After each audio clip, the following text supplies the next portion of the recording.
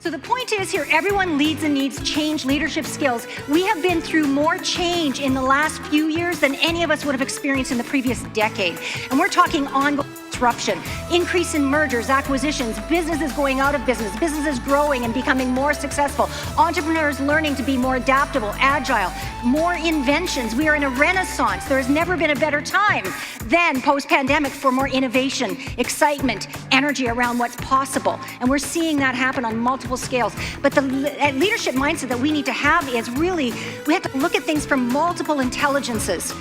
Harvard Business Review a few years ago said that a lot of leaders used to focus on IQ. He or she that was the most intelligent, had the highest IQ, was the most valuable.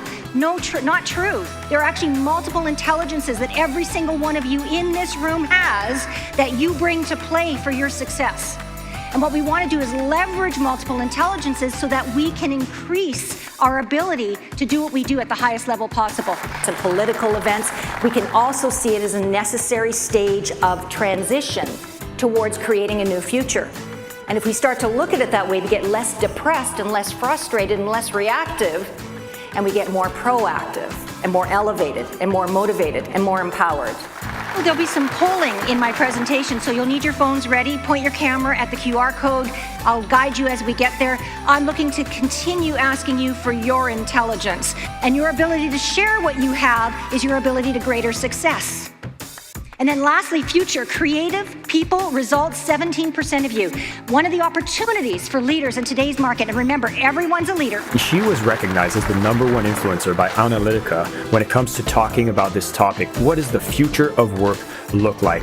What we want to get to as far as creating the future is we individually, and I really passionately believe this, that the future is created by us as individuals, and as we make change, as we progress, as we evolve, then we're evolving others.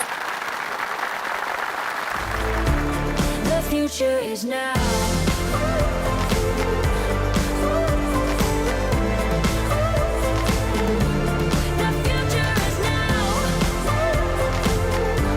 Traditional businesses, I think, are really at that transitional point where they're looking at how we've been doing business and then what do we do to remain relevant and competitive as we move forward.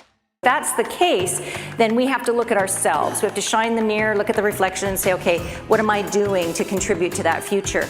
I feel like leaders today have to be psychologists in many ways, understanding people at the highest level possible, understanding their generation, understanding their gender, understanding their culture, understanding their work style, and not pushing up against it, but seeing it as an opportunity for us to all learn from each other and to grow. Most of us think that we have a positive mindset. Most of us think that we're agile, and that's true. And as masters of what we do, we want to continually improve. That continuous improvement piece is what energizes me. It's what keeps me going. It's what all of us live for, is that growth and learning. And that's what the current conditions are forcing us all to do. Learn, grow, share, collaborate, and develop ourselves to the next level.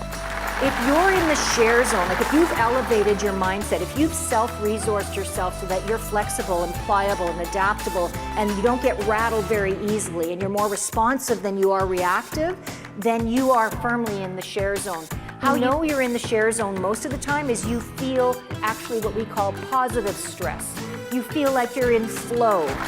Hi everyone, really nice to have you here, and thank you so much for your time and attention. I know this whole hybrid working from wherever you are right now is a challenge, and so I appreciate your time and focus. We need leaders, teams, people who can elevate their perspectives and behaviors. We need more people locally in their roles to see themselves as the bringer of motivation, the bringer of light, the bringer of solutions. We need more people like that. And in my book, Super.Crucial.Human, I talk about this. The next needs you. It needs us to be better humans.